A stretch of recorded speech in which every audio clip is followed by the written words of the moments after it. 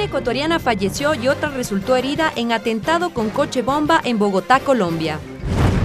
Presidente de la República y Consejo de Participación Ciudadana de acuerdo en reestructurar a la Contraloría. Este organismo se constituiría en un Tribunal de Cuentas. A través de un comunicado, Asamblea Nacional ratifica que la comunicación es un derecho y no un servicio público. Comisión tripartita que investiga la denuncia en contra de la asambleísta Ana Galarza iniciará sus comparecencias este viernes. Fiscalía presentó ante la Comisión Ocasional de Desaparecidos su proyecto de ley que trata esta problemática. Los medios legislativos presentan TVL Noticias Emisión Estelar con Belkis Sánchez. Saludos amigos, sean ustedes bienvenidos a la emisión estelar de TVL Noticias en este jueves 17 de enero del 2019. Como siempre damos la bienvenida a quienes nos sintonizan a través de la señal de los medios legislativos, Televisión Legislativa del Ecuador, la radio de la Asamblea Nacional y también a quienes nos siguen por internet por tvl.asambleanacional.gov.es, así como también por Facebook Live. Enseguida el detalle de la información.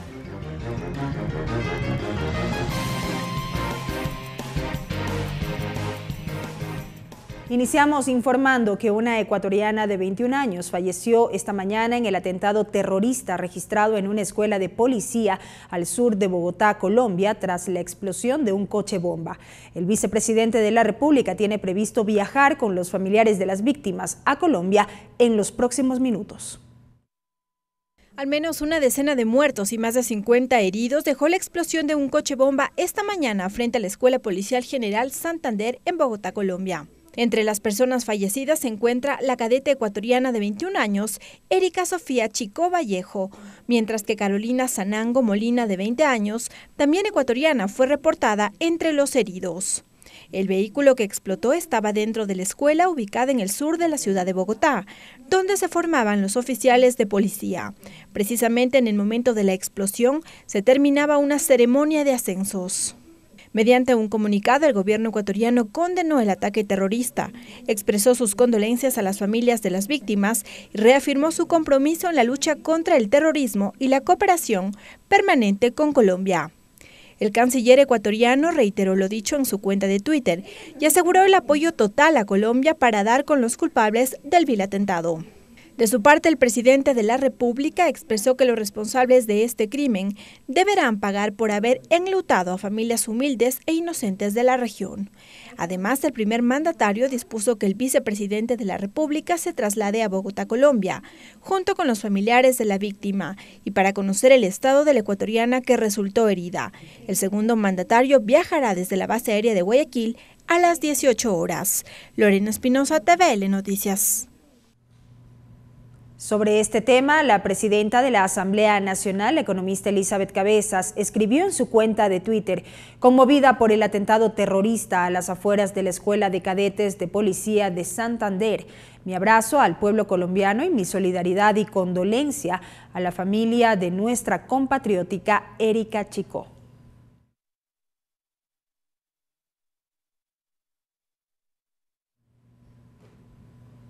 Y en más noticias, el presidente de la República y el titular del Consejo de Participación Ciudadana buscan reestructurar la Contraloría General del Estado y convertir esta entidad en un Tribunal de Cuentas.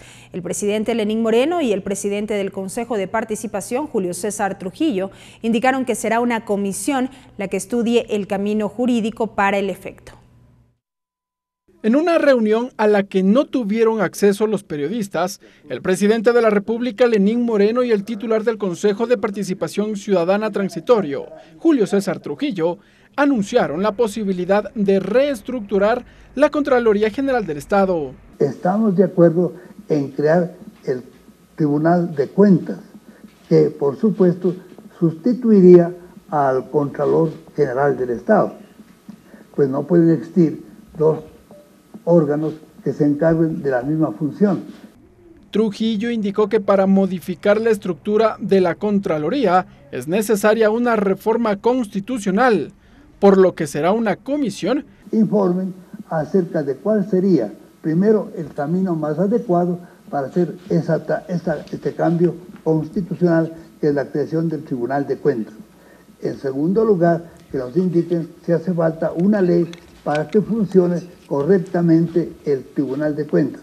Según la Constitución, para reformar la Carta Magna, sea por referéndum solicitado por el presidente de la República o por la ciudadanía, o por iniciativa legislativa, la Corte Constitucional deberá emitir su pronunciamiento. Lenín Moreno no descarta llamar a las urnas. Y habrá que acudir, como lo ofrecimos en algún momento, tantas y cuantas veces sea necesario, al pueblo para que tome las decisiones finales. Mientras tanto, pues, la decisión la pondremos en consideración de la Corte Constitucional. Trascendió que este viernes quedaría conformada la comisión que analiza el camino para la reestructuración de la Contraloría. Dicha comisión estaría integrada por los delegados del presidente de la República y del Consejo de Participación Ciudadana. Entre tanto que el organismo transitorio apura los tiempos para designar a los nuevos jueces de la Corte Constitucional. Ricardo Bravo, TVL Noticias. El asambleísta Raúl Tello es el presidente de la comisión tripartita que investigará la denuncia presentada en contra de la asambleísta Ana Galarza. La mesa determinó que este viernes los primeros en comparecer serán el legislador Ronnie Aliaga, denunciante, y el ex asistente de Galarza, Lenín Rodríguez. La comisión multipartidista que investiga la denuncia en contra del asambleísta del movimiento Creo Ana Galarza por supuestos cobros indebidos mantuvo su primera sesión y designó a Raúl Tello del movimiento Unidos por Pastaza como su presidente. De inmediato la mesa definió el cronograma de trabajo, pues les quedan 9 días para presentar un informe. Los primeros en acudir a la comisión serán el asambleísta Ronnie Aliaga y el ex asistente de Ana Galarza, Lenín Rodríguez. La comparecencia será este viernes a las 8 de la mañana. Actuar con imparcialidad. Y eso implica de que no vamos a mirar ninguna cuestión de carácter político partidista. Aliaga presenció la sesión y entregó un pedido a la mesa en la que se solicita se conozcan los videos de seguridad en los que asegura se comprueba que no era la asesora de Galarza quien hacía uso de la tarjeta magnética. Pide el examen grafológico de las firmas de registro del equipo de la legisladora y que comparezca también su esposo. Estoy solicitando la comparecencia tanto de la señora Galarza, del señor Lenín Rodríguez, del señor Francisco Sevilla, de Omar Mayorga, de la señora Carmen Alvarado, del abogado Rosero y de la ex asambleísta Norma Vallejo para que puedan explicar cada uno con sus fundamentos y así la comisión pueda tener más elementos. Sin embargo, el tema será analizado este viernes tras escuchar los fundamentos del denunciante. El día de mañana debemos tomar la decisión entre los 3 miembros de la comisión sobre algunas pruebas que se podrán alcanzar por el tiempo a efectuar y otras como los peritajes grafológicos, por ejemplo, o de características humanas, toma más tiempo la prueba. Quizá deba hacer la fiscalía, que es otro proceso. Lo que nosotros hemos hecho es solicitar el expediente de la denuncia al Consejo Administrativo de la Legislatura. Recién se conforma la comisión con la presidencia y en ese marco, previo a ello, no podíamos hacer absolutamente nada. De ahí también se definirá si se incluye en el cronograma nuevas comparecencias.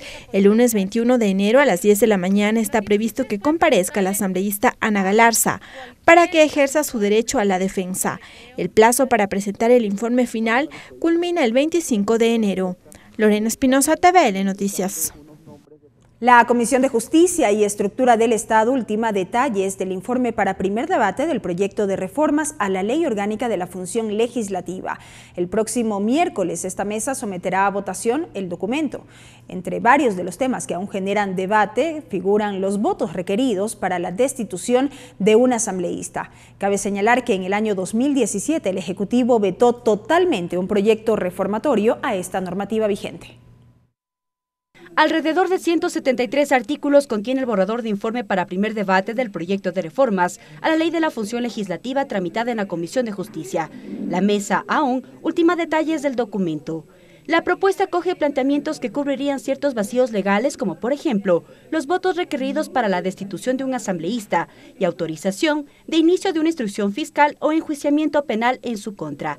Este tema lo explica el legislador Esteban Torres. Son comités de ética internos para controlar la acción de los legisladores, precisión en ciertos términos, por ejemplo, cómo funcionan las mayorías, con cuántos votos se debería sancionar a un legislador, por ejemplo, y algunas reformas de índole también administrativo, de acompañamiento a la técnica legislativa y al ejercicio mismo, digamos, de una buena producción de leyes en la Asamblea Nacional.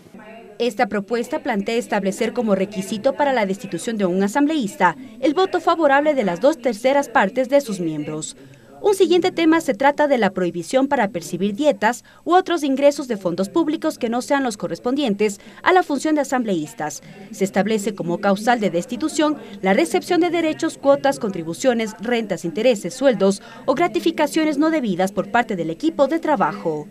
En la discusión, el legislador Henry Cucalón saludó que se tope las funciones de la Comisión de Fiscalización y aclaración de los plazos dentro del proceso de juicio político. La Comisión de Fiscalización deja de tener corona, pasa a ser como cualquier otra comisión, todos sus informes son conocidos por el Pleno, debe tener integrantes permanentes, no duales. Este primer borrador aborda temas como el seguimiento a las resoluciones de declaratoria de interés nacional, aprobación, reformas o enmiendas constitucionales, segundo debate en el Pleno, reducción de plazos para la entrega de información, juicio político a funcionarios con rango de ministro de Estado, indulto y amnistía, solicitud de cambio del orden del día, asambleísta por un día, comité de ética parlamentaria.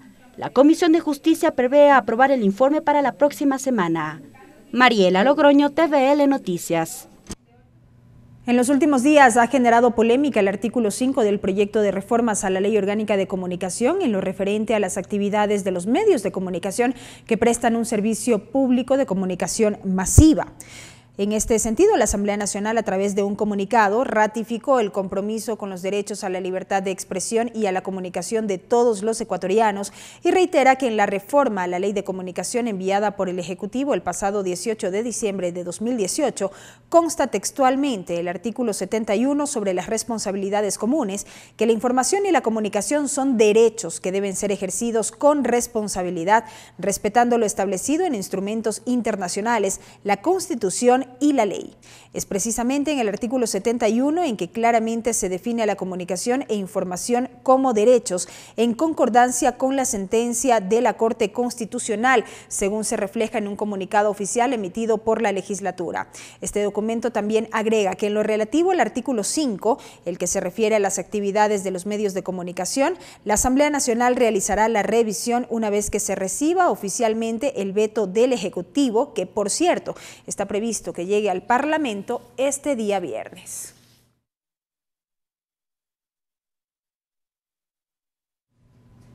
Y en otro tema, amigos, la Comisión Ocasional de Niñez, en el marco del tratamiento del proyecto de reformas al Código de la Niñez, recibió un grupo de madres de familia acompañadas de su asesor legal a fin de exponer cómo avanza la justicia en sus casos, tras conocerse en el 2017 que alrededor de 18 niños fueron víctimas de abuso sexual en una institución educativa de Guayaquil. La Comisión Ocasional, en coordinación con la Comisión de Educación, resolvieron aprobar una resolución para dar seguimiento a estos casos. Mi hija está en psicólogo ya más de un año y sigue con el mismo tema, no puede dormir sola y muchas cosas. No sé si se va a olvidar, se va a revertir, pero para los otros niños que los apoyen, para los otros niños que no pasen lo que he pasado como madre. Este fue el clamor de una de las madres de los niños que fueron víctimas de violación en una institución educativa de Guayaquil. En el año 2017 saltó a la luz el caso de un menor de 3 años que fue abusado sexualmente por un ex profesor de música de la Unidad Educativa Bilingüe Interamericano conocida como CEBI. El sujeto fue sentenciado en abril de 2018 a 5 años de prisión, luego de declararse culpable de abuso. Pero el caso no queda ahí, pues ahora se suman 17 procesos en su contra. Los familiares de los menores expusieron la situación legal a la Comisión Ocasional de Niñez de la Asamblea, a fin de que puedan ser sus oídos y voz ante la justicia. Un proceso bastante viciado. En Guayaquil es muy diferente que acá en Quito. Hay cosas que allá no proceden, que se estancan. El representante legal de estas familias, José Mazú, explicó que la lucha apenas inicia, pues un primer paso es la suspensión provisional de la resolución que ordena el cierre del establecimiento. Esta medida cautelar ya fue aceptada por el juez. El abogado señaló que esta acción protegerá a más de 1000 posibles víctimas que son parte del CEBI. Suficiente tiempo para que puedan comparecer a otros colegios. Y en esa misma resolución se han protegido los derechos de los trabajadores y de los niños y de los padres de familia, porque realmente se está protegiendo a 1.600 potenciales víctimas. Desde la Asamblea Nacional se dio respuesta. Los integrantes de las comisiones de Niñez y Educación procedieron a aprobar una resolución que contempla el seguimiento permanente del caso. Lo explicó la legisladora Silvia Salgado. Nosotros nos hemos comprometido a dar seguimiento y acompañamiento a las víctimas, pero fundamentalmente garantizar que la unidad educativa se responsabilice frente a la seguridad que deben tener toda la comunidad. A más de ello, se analiza la posibilidad de crear una comisión permanente que aborde temas de niñez, lo dijo Encarnación Ducci, presidenta de la Comisión Ocasional de Niñez. Para que haga el seguimiento no solamente de las políticas públicas, sino también del cumplimiento de las leyes por parte de todas las instituciones públicas. El trabajo articulado de ambas comisiones determinó que en los próximos días recibirán a los representantes de varias instituciones públicas, con el propósito de continuar con el seguimiento a los temas de niñez. Mariela Logroño, TVL Noticias. Entrevista. Y precisamente sobre esta jornada que mantuvo la Comisión Ocasional de Niñez, que conoció este informe que preparó en su momento la Comisión Ocasional AMPETRA, nuestra compañera Mariela Logroño dialogó con la asambleísta Dayana Pazley. Enseguida revisamos esta entrevista. Dayana Pazley, asambleísta por la provincia de Guayas por el Partido Social Cristiano, integrante de la Comisión de Educación, Cultura, Ciencia y Tecnología, integrante de la Comisión Especial Ocasional para atender temas y normas sobre niñez y adolescencia. Hoy en nuestro espacio de entrevistas ya nos acompaña la asambleísta Dayana Pazley. Ella es integrante de la Comisión Ocasional de Niñez y Adolescencia de la Asamblea Nacional. El día de hoy, justamente esta mesa ocasional recibió a los padres de familia y también a su representante legal de esta institución SEBI en Guayaquil, en donde se registró violencia y también ciertas agresiones a menores de edad. Asambleísta, gracias por acompañarnos. Los padres de familia solicitan, como ellos dicen, justicia.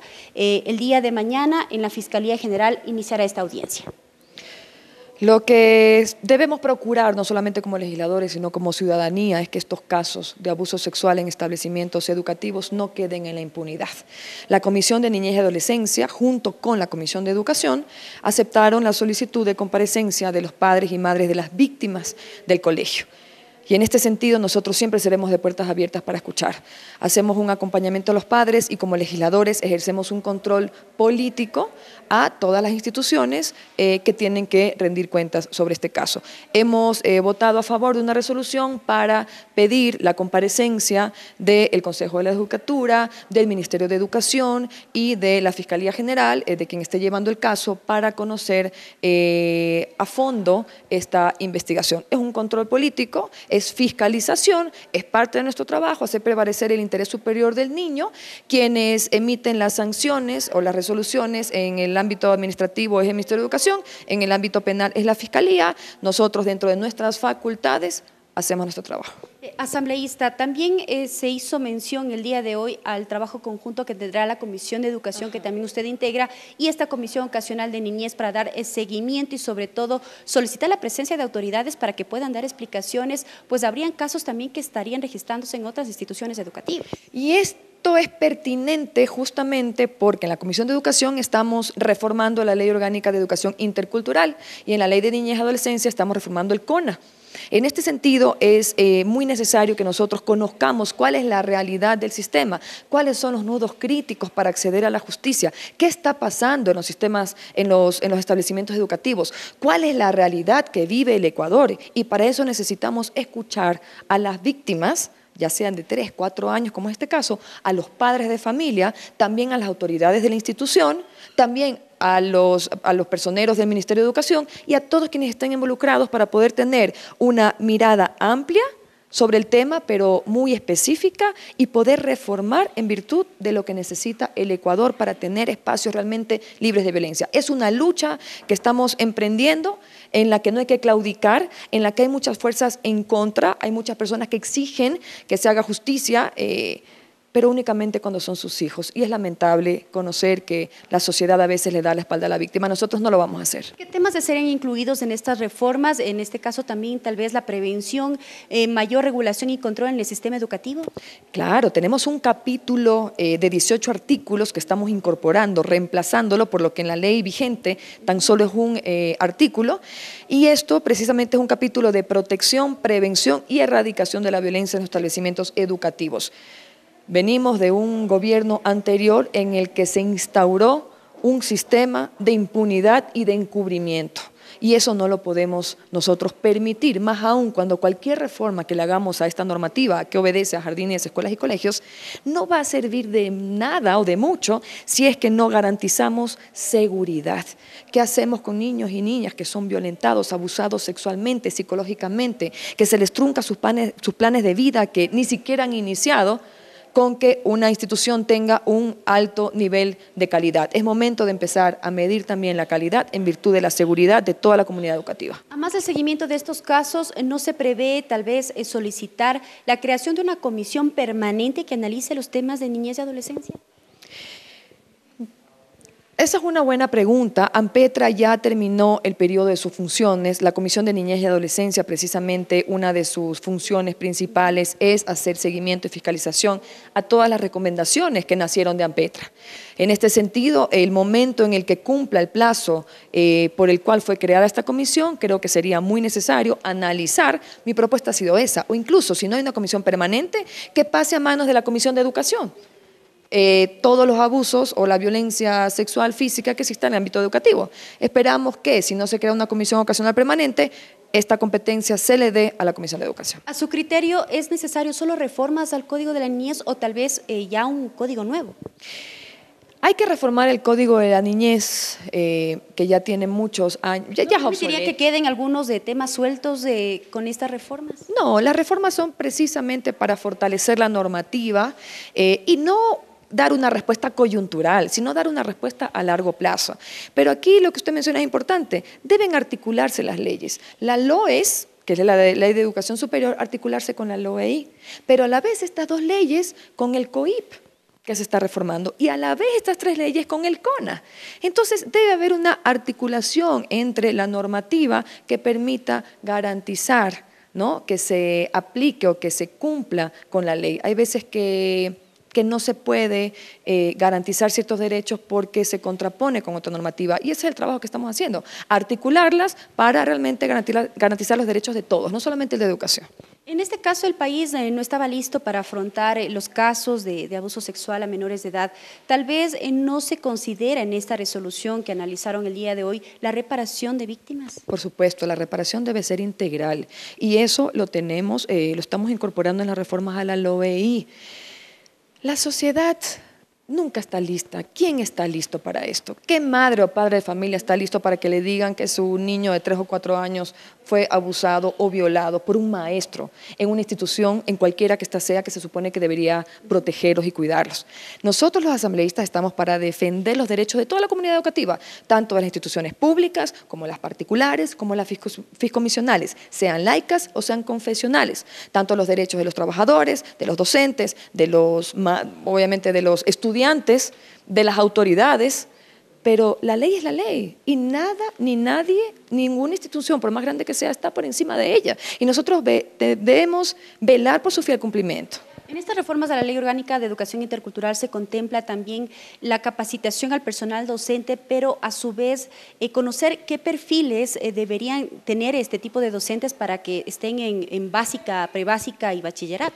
Eso es muy importante porque en el periodo anterior se permitió que vayan disfrazados de docentes personas sin ninguna formación académica. ¿Habría mayor control tal vez? Debe haber mayor control, no solamente en las evaluaciones, incluso las psicológicas, pero tampoco que a pretexto de que no hay personal, o sea, de que hay libres vacantes y que no hay personal capacitado para llenarlos, pongan a personas que realmente van a violentar a nuestros niños en lugar de enseñarles o de protegerlos. Entonces, hay que formar profesionales, docentes y fortalecer o endurecer estos requisitos para que nunca más personas que quieran agredir a nuestras niñez y adolescencia tengan acceso a estos cargos tan sensibles y que tanto mal le haría en la sociedad. Asambleísta, también se criticó el hecho de que si un profesor tiene ya una denuncia por abuso sexual, simplemente se hacía este traslado administrativo a otra institución educativa.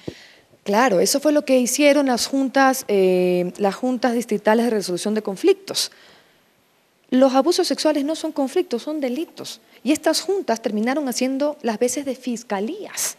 Entonces, o archivaban los casos o removían de sus cargos a estos agresores.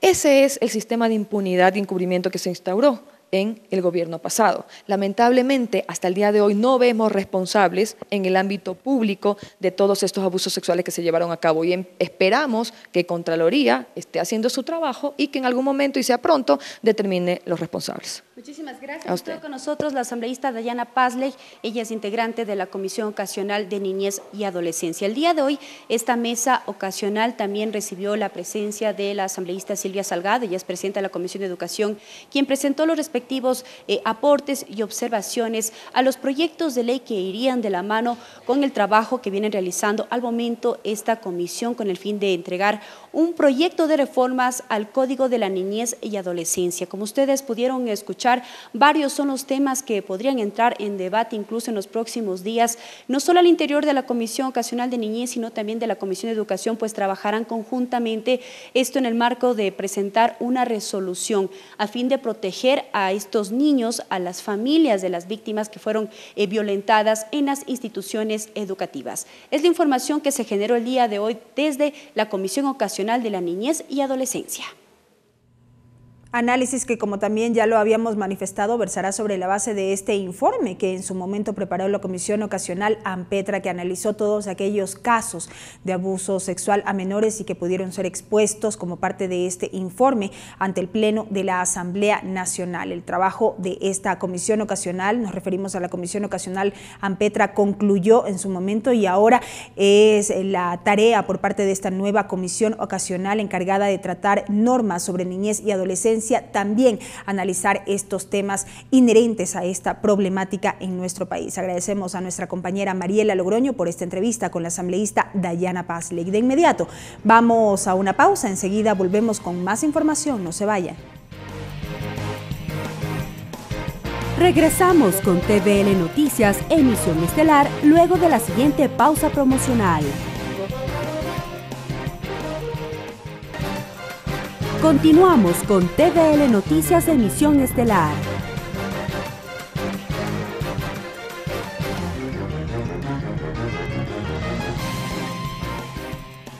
Avanzamos con más información, amigos. Gracias por acompañarnos. En rueda de prensa, los asambleístas por la provincia de Azuay se pronunciaron para que la sede de la Corporación Eléctrica de Ecuador permanezca en esta ciudad, en Cuenca, y solicitan al Contralor General del Estado que exponga sobre los informes con respecto al proyecto tranvía de esa ciudad. Acompañados de los concejales de Cuenca, Cristian Zamora y Marta Castro, los asambleístas por la provincia de Azuay se pronunciaron mediante rueda de prensa sobre el tranvía de esta ciudad. Ellos dicen que es necesario dar seguimiento y fiscalizar esta obra que lleva más de 6 años en construcción. Que la municipalidad y la administración del alcalde ha sido muy prolija en pagar las multas millonarias por decenas de millones de dólares, aproximadamente 28 millones de dólares, a las empresas contratistas producto de la administración tardía y mala administración que ha devenido en ampliaciones de plazo y que los cuencanos hemos tenido que pagar esas multas. El asambleísta Juan Cristóbal Lloret dijo que iba a solicitar al Contralor General del Estado que informe sobre por qué no se ha avanzado en el establecimiento de responsabilidades con los 3 informes de Contraloría con respecto a este proyecto. Establecimiento de las responsabilidades. Es necesario que los azuayos y los cuencanos conozcamos cuáles han sido esas responsabilidades y las predeterminaciones que tienen que existir en cada uno de estos informes de Contraloría. Por su parte, la asambleísta Lourdes Cuesta dijo que la fiscalización de esta obra es urgente, pues han llegado denuncias de corrupción. Frente a la documentación que han traído hoy los señores concejales, el compromiso como asambleístas de la SOE va a ser revisarla, por supuesto, y al tener fondos públicos del gobierno central, pasa a ser parte de nuestra labor fiscalizadora. Además, se pronunciaron para que la sede de la Corporación Eléctrica del Ecuador permanezca en el Austro y no en la capital, pues así se dinamizan capacidades y hay equidad en los territorios, dijeron. Ser manejado de manera técnica, de manera transparente, sin demagogia, para que seamos los cuencanos y cuencanas quienes podamos definir la solución a los problemas de manera integral, a los problemas de movilidad y transporte de la provincia. Los asambleístas por Azuay se comprometieron a entregar a la Comisión de Fiscalización las pruebas sobre las irregularidades de esta obra y a ser parte de este proceso de control. Tatiana Sonnenholzner, TVL Noticias. La fiscal general del Estado encargada, Ruth Palacios, presentó un proyecto de ley para las personas desaparecidas ante la comisión ocasional encargada de analizar estos casos. Dentro de este proyecto se propone crear un registro único de personas que han desaparecido de forma voluntaria, involuntaria y forzada. Su intervención empezó con la aclaración de que este proyecto es de iniciativa del exfiscal Paul Pérez Reina. Sin embargo, bajo el cargo de Palacios, se ha modificado y es presentado a la comisión por la relevancia del mismo. Vamos a hacer una exposición de los aspectos más importantes que contiene esta normativa que está propuesta y luego haremos algunas apreciaciones que nosotros tenemos en relación al documento que estamos presentando. Quien explicó los puntos relevantes de la iniciativa fue el asesor jurídico de Fiscalía, Cristian Lombeida, quien dijo que no es posible crear una normativa sin un ente que regule y recoja un registro único de personas desaparecidas. Puesto que para la generación de una política pública o para la generación, en este caso, de una política criminal preventiva, es necesario contar con estadísticas reales. Al momento, las estadísticas son consensuadas entre el Ministerio del Interior y la Fiscalía. El objetivo de este proyecto de ley es exponer términos para conocer la diferencia entre desaparición forzada, voluntaria, involuntaria, entre otras, además de darle un estatus a la víctima para que se resuelva cada caso de manera particular. Es que es establecer las actuaciones de las instituciones estatales vinculadas a la protección de los derechos de las personas desaparecidas, ausentes, extraviadas y de sus familiares, y garantizar una respuesta integral y efectiva. Los asambleístas Jaime Olivo y Gabriela Larreategui cuestionaron que los fiscales sean removidos de su cargo en el proceso de investigación y sugirieron que se cambie el término presunción de muerte cuando el desaparecido lleva 2 años sin ser encontrado. Que no se cambie a los fiscales que están llevando los casos de desaparición porque son los que más van a estar especificados para esa situación. Estatus intermedio de una persona desaparecida, pero que a la vez tenga efectos jurídicos sobre temas como propiedad, como herencias, etcétera, etcétera. Posterior a la presentación de este proyecto de ley, se llegó a la conclusión de que la comisión ocasional resolverá si es pertinente crear un proyecto de ley o reformar algunos artículos del COIP. Tatiana Sonnenholzner, TVL Noticias. La Comisión de los Derechos de los Trabajadores de la Asamblea recibió al ministro de Trabajo encargado, Andrés Madero, quien explicó las medidas adoptadas por el gobierno frente a las desvinculaciones en instituciones públicas. Hubo críticas en la mesa legislativa, pues consideraron que se ha generado una compleja crisis. Las desvinculaciones en el sector público fue tema tratado al interior de la Comisión de los Derechos de los Trabajadores, con la presencia del ministro de Trabajo, Andrés Madero. Según indicó, hasta el 17 de enero todas las instituciones públicas deberán informar sobre los contratos laborales que se extenderán. Yo tendré conocimiento a partir de que finalice el mes de enero, porque es cuando el Ministerio de Finanzas me entrega a mí el distributivo de cada institución y yo podría hacer un comparativo. Y lo invito también para que conozca la cantidad de vinculaciones que hace la red Socioempleo a nivel nacional, no solamente de servidores públicos, sino de las distintas personas que forman parte de esa red. Para este tema, la Comisión de Trabajadores contó con la presencia de exempleadores que fueron desvinculados de varias instituciones públicas. Karina Gálvez, que laboraba en el Ministerio de Justicia, precisó que fue notificada sin aviso. ¿Cómo usted me puede decirme que a mí me despidieron sin notificarme, sin avisarme? Solo un día llegó y la notificación y estaba fuera del ministerio. Ante ello, el ministro hizo el llamado a denunciar los casos que atenten con los derechos laborales. Sepan que van a tener siempre las puertas abiertas para cualquier resolución de este tipo de denuncias y estar siempre junto a ustedes, los trabajadores, para resolver cualquier problema. El desempleo y las desvinculaciones en el sector público fueron parte de las observaciones de los comisionados. Hubo críticas a las medidas adoptadas por el gobierno. Tienen que salir, pero si estos 20 trabajadores tienen que salir, por favor, primero les vamos a avisar con anticipación. Les digo sinceramente, no creo tampoco en mandar a la gente al desempleo, porque eso nos viene también con otros problemas económicos. El tema de los concursos, ¿no? Porque si ustedes son los que conocen y las unidades de talento humano a lo mejor tienen falencia, pues entonces que ustedes puedan darnos estabilidad laboral a todos. De otro lado, intervino el consejero de la presidencia, Santiago Cuesta. Él defendió el plan de gobierno en materia laboral. Dijo que 150.000 personas actualmente están por contrato y más de 70.000 con nombramientos. Por ello se tomó la decisión de llamar a concursos para nombramientos permanentes. La decisión que se implementó en el gobierno es que de conformidad con la ley deben ser llamados a un concurso de merecimientos. En la comisión también la autoridad del Ministerio de Trabajo habló sobre el incremento de $8 al salario básico unificado.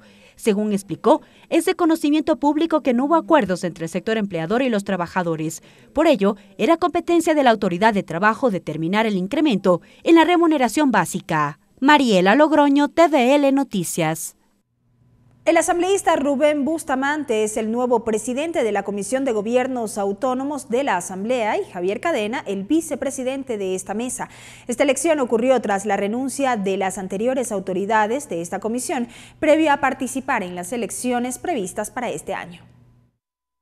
Empezó la comisión con el conocimiento de las renuncias de los asambleístas Montgomery Sánchez, expresidente de Gobiernos Autónomos. Su lugar en la comisión lo ocupa Andrea Yaguana. De la ex vicepresidenta Sonia Palacios, Francisco Bustamante estará en su lugar. Y de Francisco Azán, su alterna Magda Zambrano, ahora será titular. Posterior a este conocimiento se llevó a cabo la votación para elegir al presidente y vicepresidente de esta comisión. El asambleísta Javier Cadena mocionó para que ocupe este cargo Rubén Bustamante. Su don de gente y su sentido democrático me permito mocionar para presidente de la comisión por el periodo restante al compañero Rubén Bustamante Montero. Con 3 votos a favor y 3 abstenciones, eligió a Rubén Bustamante como presidente de la Comisión de Gobiernos Autónomos. Y lo que hemos podido trabajar lo hemos hecho realmente dentro de un ambiente de solidaridad mutua, conjunta, de todos y cada uno, sin pensar en particularidades, peor en temas de orden político, ideologías políticas. Aquí estamos trabajando realmente para bienestar de la colectividad a nivel nacional. Ahora fue el turno de elegir al vicepresidente y el asambleísta Raúl Auquilla mocionó por Javier Cadena. Yo propongo la candidatura para vicepresidente de la Comisión de Gobiernos Autónomos Descentralizados del compañero Javier Cadena. Con el mismo resultado, Javier Cadena fue escogido como vicepresidente de la comisión. Con esto se clausuró la sesión y los asambleístas planearon conocer el veto al Código de la Producción en la siguiente reunión. Tatiana Sonnenholzner, TVL Noticias. Y amigos, es momento de una nueva pausa. No se vayan, enseguida seguimos con más información en la emisión estelar de TVL Noticias. Ya regresamos. Regresamos con TVL Noticias, emisión estelar, luego de la siguiente pausa promocional.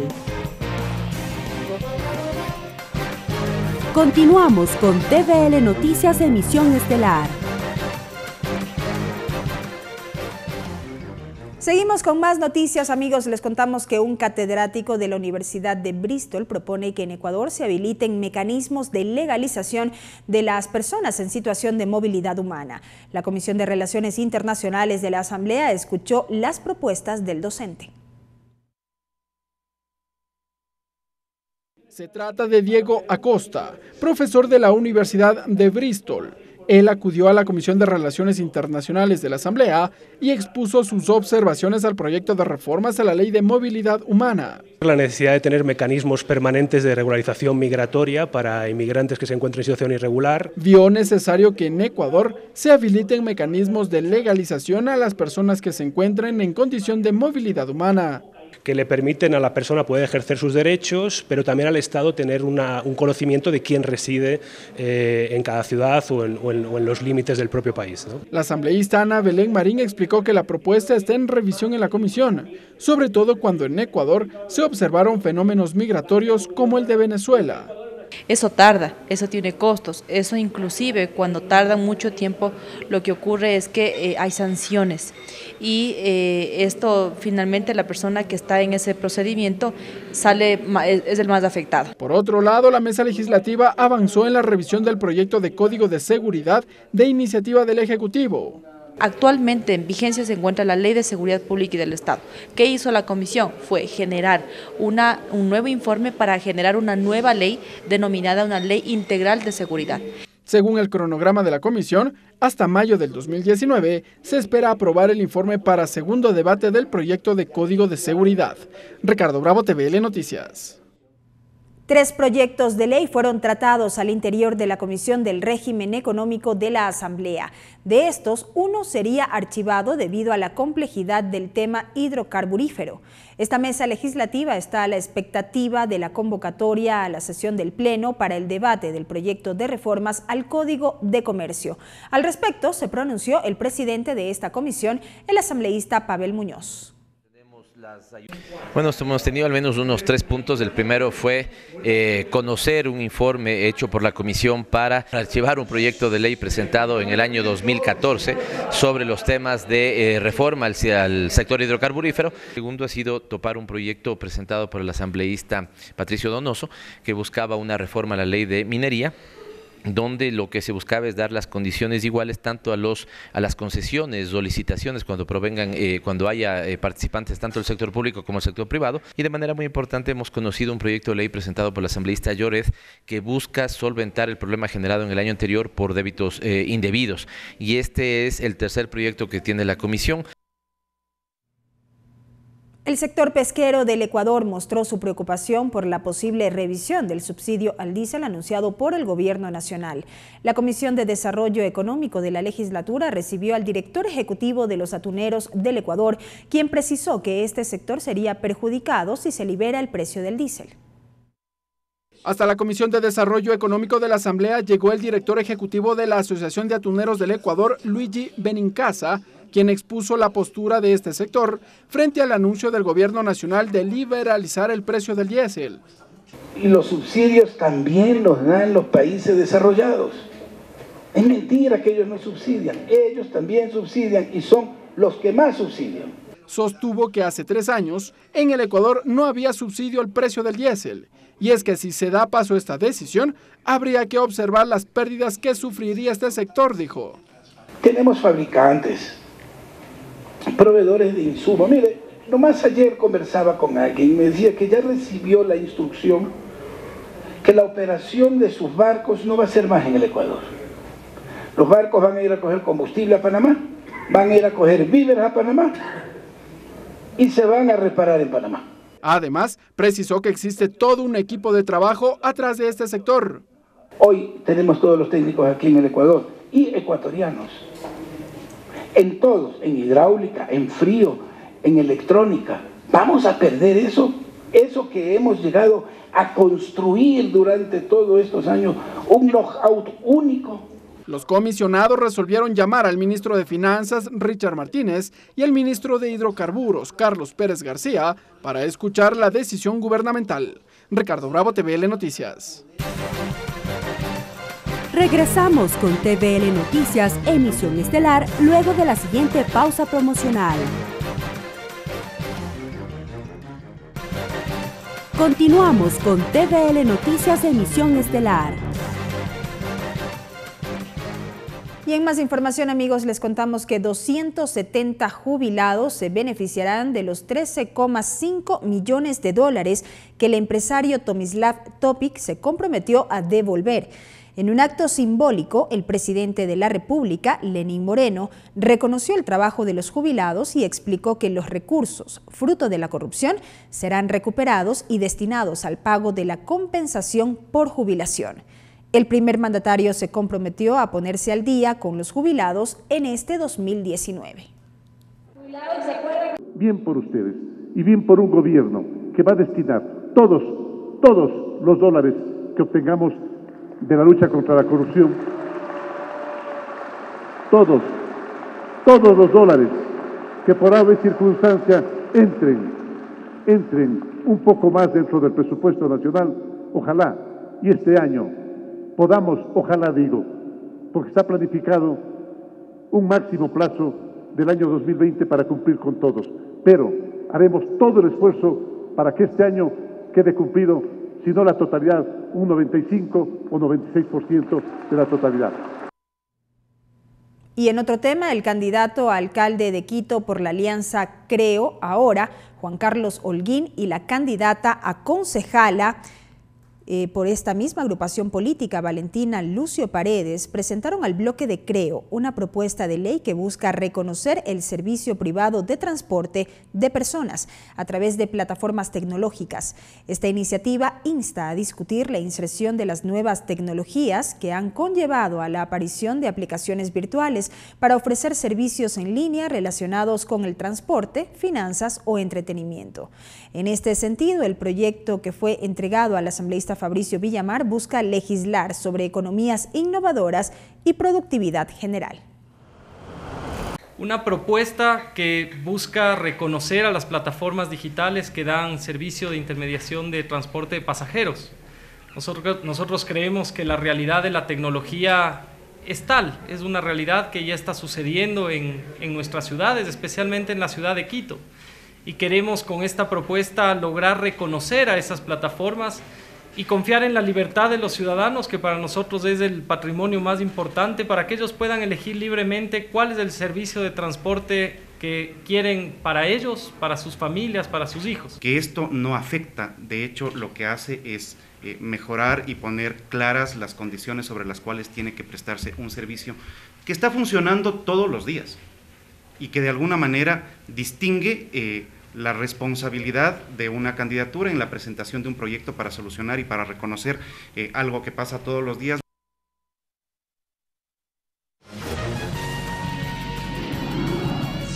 Agenda de actividades.